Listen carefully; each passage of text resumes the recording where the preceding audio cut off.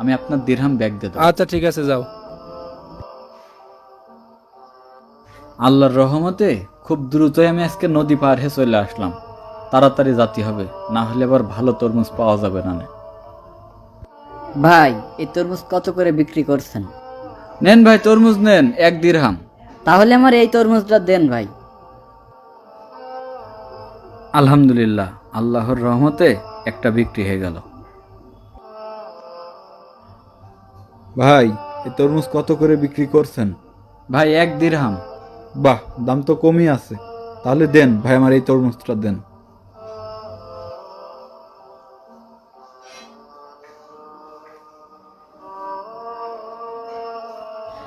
আল্লাহর রহমতে সবগুলো তরমুজই বিক্রি হয়ে গেল, একটা তরমুজও এবার নষ্ট হয়নি।